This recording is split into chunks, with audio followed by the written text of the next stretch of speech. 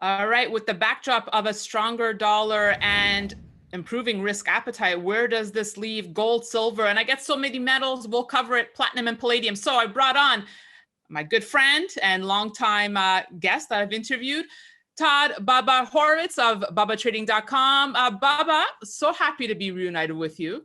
It is so great to be back, and congratulations on, sort of a while old, but it's great to have you on and great to see you again. I'm happy for you and proud that you've been able to move on and produce your career better. All right. Well, I appreciate that very much, Bubba. And like I said, happy to get your thoughts today. Long-term outlook here on gold. The technicals were looking really great, but now the dollar has recuperated. Just when we were discounting it, saying, the dollar, it's dying, it's dying. It's not. Again, the correlation that everybody wants to always look at, dollar versus gold or dollar versus commodities, is not a correlation that works from day to day or minute to minute. It's a much longer term correlation. And right now, I mean, we've got an administration that just got in that may be installed in January. Right. But We don't know yet. They're more friendly. Well, they're Right. more friendly to China, and they're more friendly to a lower dollar, which would normally you would figure to increase prices of commodities. But the bottom line is gold and silver and platinum are still going to trade with what the overall trend is. So if you ask me short term, right, for the last few weeks, gold has been under pressure, and so are the rest of them. And they were breaking down after those beautiful rallies we had when they all made recent highs. However, if you say, are you an investor and you're looking at it for the long term? Long term, I'm always a buyer of metals. I think they're a great asset to hold. I don't look at them. I'm not trading. If I'm investing in them, I'm not trading. When I'm trading them, I will trade what I can see as the trend. And recently, it has been weaker. Well, we don't change. Yeah, and let me get your thoughts. You brought up politics, so let's go there for a second.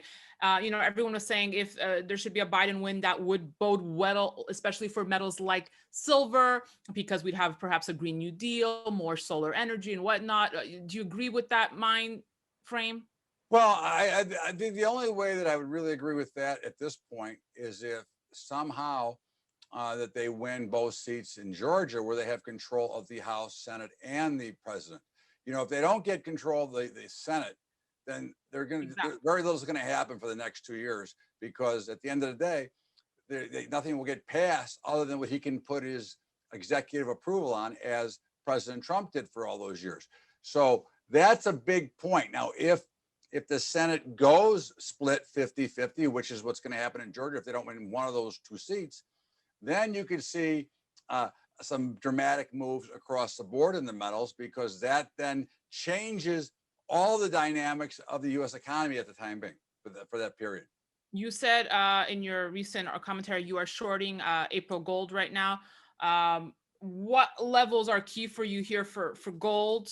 Where would you start buying gold?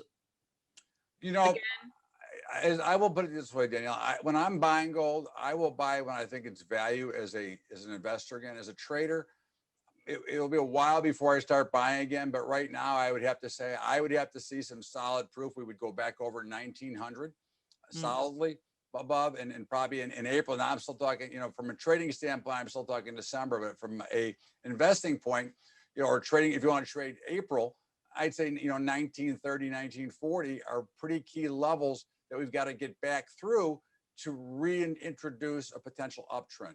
So if I were to ask you, it's lower. So if I were to ask you amongst the four metals here, gold, silver, platinum, and palladium, which do you think has the most upside potential if I'm looking at like a 6-month horizon? Well, I'm a big fan of silver, and I think percentage wise, if we look at it just from a all-time high type of basis. Now we have to remember that when silver made its all-time high in April of 11, it was like wacko. I mean, it was like nuts. But if you look at it from that perspective, silver is at about 40% or 45% of the all-time high, whereas gold is almost back there again, within 15%. So the growth standpoint, I think the biggest value will come in gold for a long-term explosion. We know in gold has always been more the steady Eddie, and people always run to gold. But I think silver has got the biggest pop or the biggest opportunity to make the biggest move. All right. Finally, some advice here from you, Bubba. You've always said, follow the rules, avoid the news. to be in the best position. Avoid the news. Well, How do you avoid Danielle, the news? we know one thing about news. Okay, news can be very smart, but one thing we know about it is by the time the average investor sees the news, I always figure you see it, you're the 1 millionth person who's got that news. Anybody who's going to trade off that's already done so. Price action on markets, especially today, it's really different. It gets the more sophisticated technology gets, the easier it is to study these markets and incorporate these reports or the news that are coming out. So now we don't have the same chance to try to erase the news. The news is out.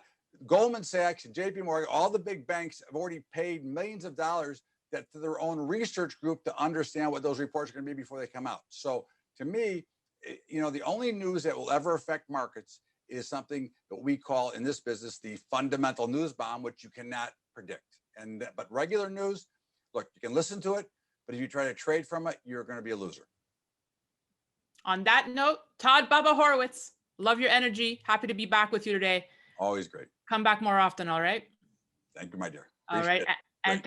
And thank you for watching. We'll have much more for you on Stansberry Research, so be sure to stay tuned. In the meantime, you can follow us on all our social media channels.